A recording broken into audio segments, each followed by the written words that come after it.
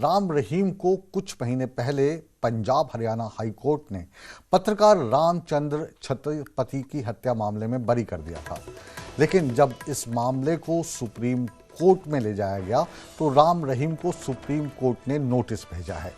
दरअसल राम रहीम को high court ने बरी किए जाने के बाद छत्रपति के परिजनों ने सुप्रीम कोर्ट का दरवाजा खटखटाया था, जिसके बाद अब इस मामले की सुनवाई करते हुए सुप्रीम कोर्ट ने गुरमीत राम रहीम को नोटिस भेजा है और सुप्रीम कोर्ट अब इस मामले को 16 नवंबर के शुरू होने वाले हफ्ते के अंतिम सुनवाई के तौर पर करेगा। अब पूरा मामला क्या है इसको हम एक बार आपको बता देते हैं। दरअसल साल 2002 में पत्रकार रामचंद्र छत्रपति की हत्या हो गई थी। छत्रपति की हत्या का मामला 2003 में दर्ज किया गया था और उसके बाद मामले को साल 2006 में सीबीआई के हवाले कर दिया गया था। मामले की सीबीआई ने अपनी जांच की और राम रहीम को आरोपी बनाया। बाद में 2019 में राम रहीम को दोषी करार दिया गया और सीबीआई कोर्ट ने उसे उम्र कैद की सज़ा सुनाई। हालांकि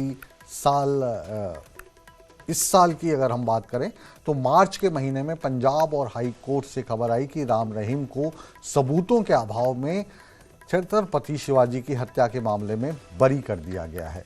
तो अब ये जो सारे पहलू हैं ये इस वक्त कोर्ट के अधीन हैं और जो उनके बेटे हैं अंशुल छत्रपति वो लगातार इस मामले को फॉलो कर रहे हैं। आज भी वो सुप्रीम कोर्ट में गए हैं। तो अंशुल छत्रपति जी के सपुत्र हमारे साथ हैं जो इस वक्त सुप्रीम कोर्ट में हैं दिल्ली में प्रार्थी के तौर पर। अंशुल, क्या आज कोर्ट में अपडेट रही और ये जो पूरा का पूरा मामला जिसमें राम रहीम को बरी कर दिया गया था, आप लगातार कई सालों से इस लड़ाई को लड़ रहे हैं, हम जानते हैं, लगातार आपसे बातचीत न्यूज़ 18 पर होती रही है, आज का क्या अपडेट है?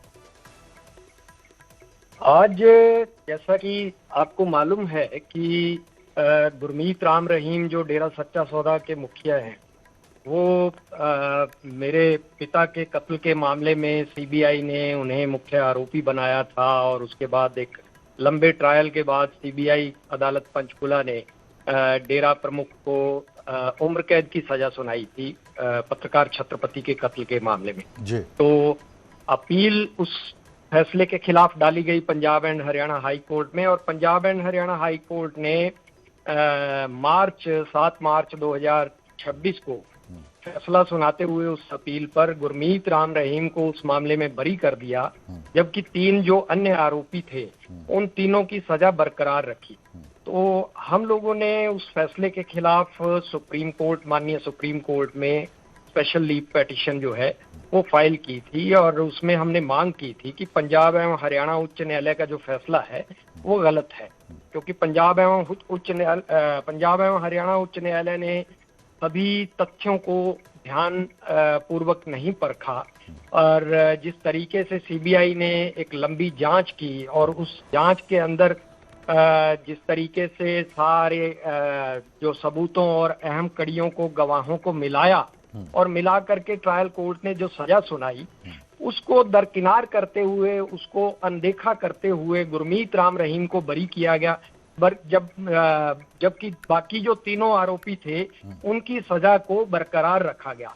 तो हमारा अनुरोध यही है माननीय सुप्रीम कोर्ट से कि इस मामले में जो ट्रायल कोर्ट का फैसला था उसे बरकरार रखा जाए।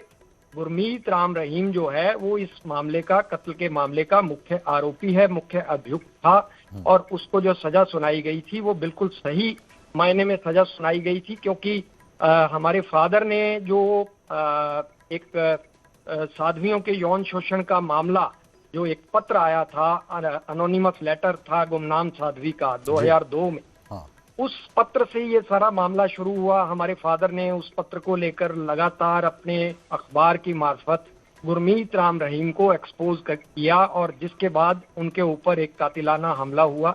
28 दिन वो हॉस्पिटलाइज्ड रहे और उसके बाद उनका निधन हो गया।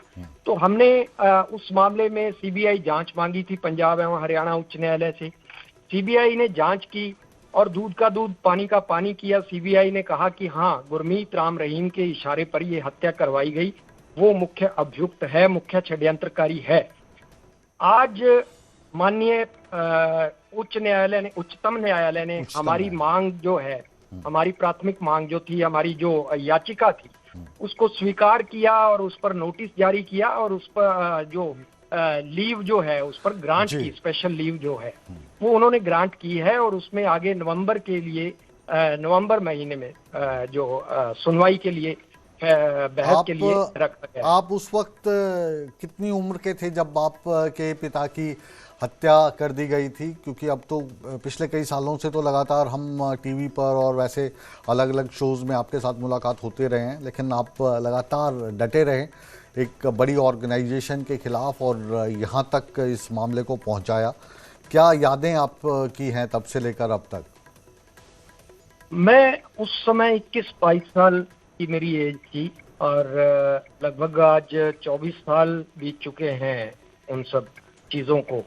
जब हमारे फादर का कत्ल हुआ था और उसके बाद से लेकर के आज तक 24 साल इसी लड़ाई के अंदर बीत चुके हैं। पहला संघर्ष ये था कि सीबीआई इन्वेस्टिगेशन चाहिए। सीबीआई इन्वेस्टिगेशन हुई, लंबा ट्रायल चला, ट्रायल के बाद उसके बाद Punjab and Haryana high court में लड़ाई चली, अभी सुप्रीम कोर्ट पहुंच गए हैं हम लोग।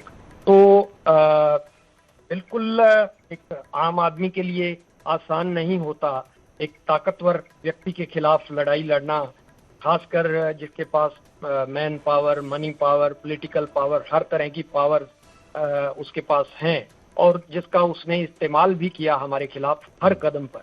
और ऐसी स्थिति में कहीं एक उम्मीद जो है वो बचती थी तो न्यायपालिका से बचती थी और आज भी हम उसी उम्मीद के को लेकर के माननीय उच्चतम न्यायालय के सामने खड़े हैं। जी, बहुत बहुत शुक्रिया अंशुल। आप जो लड़ाई लड़ रहे हैं आपको उसमें कामयाबी मिले और कानून, सुप्रीम कोर्ट दूध का दूध पानी का पानी करेगा, ऐसी हमें उम्मीद है।